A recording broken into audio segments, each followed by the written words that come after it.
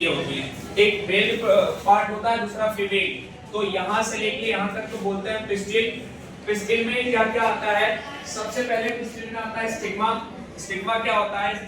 NCERT के अनुसार इसे कहते हैं यह परागकणों का मंच होता है, जहाँ परागण के दौरान परागकण चिपकते हैं। परागकण जब यहाँ पड़ेंगे तो परागकणों का अंकुरण होता है बच्चों, और परागकणों के अंकुरण से परागनलिका बनती है। तो पहला क्या है? वर्तिकाग्र। वर्तिकाग्र की परिभाषा होती है स्त्री केसर का वह भाग जहां परागण के दौरान परागकण चिपकते हैं, जिसे क्या कहा जाता है? वर्तिकाग्र कहा जाता है। दूसरा है स्टाइल।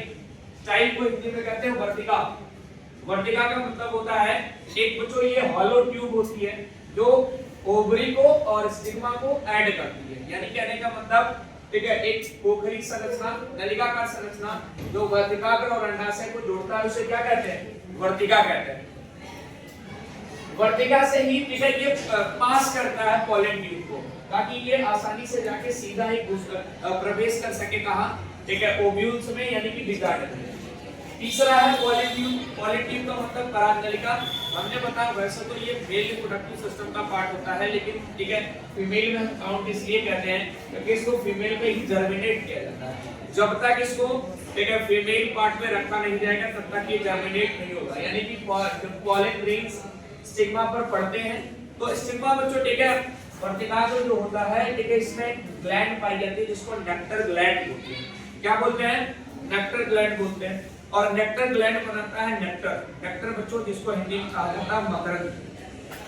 मकरंद जो होता है, मकरंद एक शर्करा युक्त तरल होता है।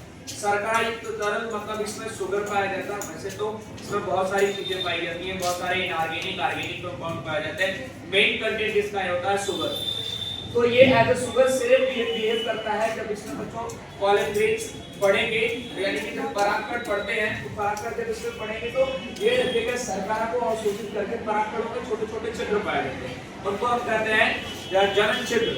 जब जनन छिद्र द्वारा ये अवशोषित करते हैं विलेन को, शर्करा युक्त विलेन को अवशोषित करके उसमें इन्फ्लेमेशन हो जाता है और वो विभाजन को प्रेरित हो जाता है। विभाजन को प्रेरित होने से जनन छिद्रों से क्या निकलती है?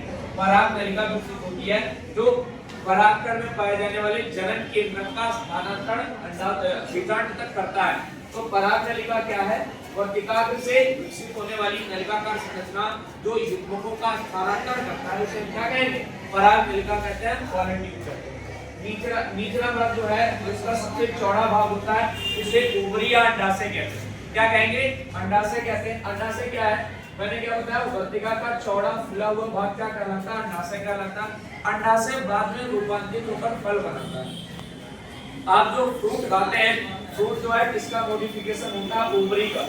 ओवरी का ही मॉडिफिकेशन क्या होता है? फ्रूट। अंडाशय के रूपांतर से ही फल बनते हैं और ये अंडाशय की भित्तियां जो होती हैं क्या बनाती है? फल भित्ति बनाएंगी। खाने योग्य फलों में खाने योग्य भाग पूछा जाता है अगर क्या है तो फलों में खाने योग्य भाग बच्चों क्या होता है? फल भित्ति होता है। और वो फल भित्ति क्या होती है? अंडाशय की भित्ति होती है। और अगला है प्लेसेंटा यानी कि अपरा। अपरा क्या होता है? प्लेसेंटा वह संरचना जो ठीक है युग्मनज को किससे जोड़ता है? अंडाशय की भित्ति से जोड़ता है, उसे प्लेसेंटा कहते हैं। यह एक पोषण युक्त संरचना होती है, यानी कि कहने का मतलब युग्मनज का पोषण कौन करता है? प्लेसेंटा यानी कि अपरा ही करता है।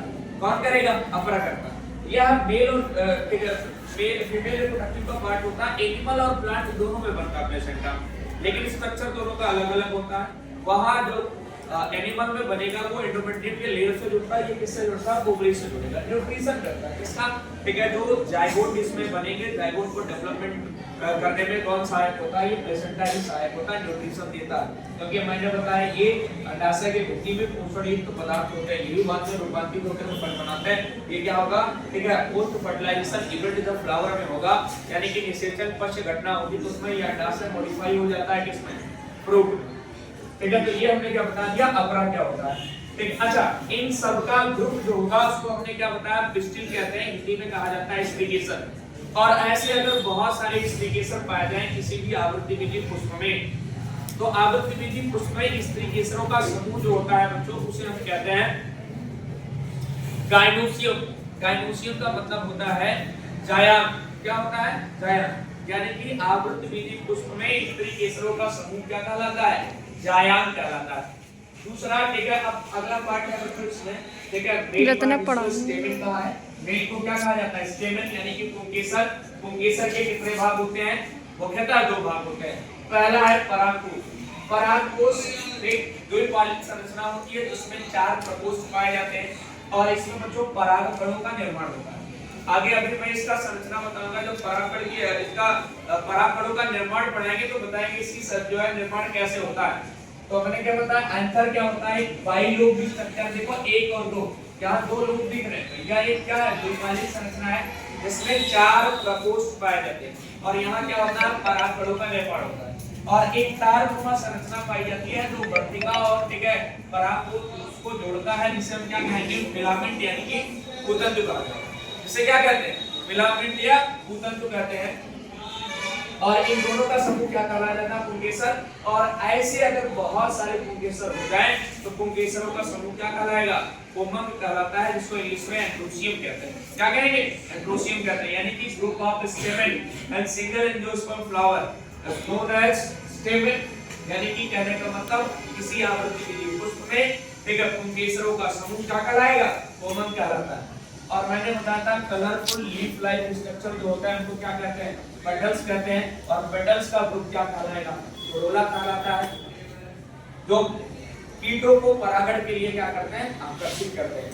नीचे जो है ओवरी से जुड़ा हुआ जो ग्रीन लीफ लाइक स्ट्रक्चर होता है उसको क्या बोलते हैं? सेपल कहते हैं। सेपल को हिंदी में कहा जाता है बायदल, और इसका ग्रुप जो होगा उसको हम क्या कहते हैं? बायदल बोली कहते हैं। अब 2 चीजें और इसमें बचती हैं। एक तो है बच्चों ठीक है थैलेमस। थैलेमस क्या होता है? ठीक है बच्चों, ये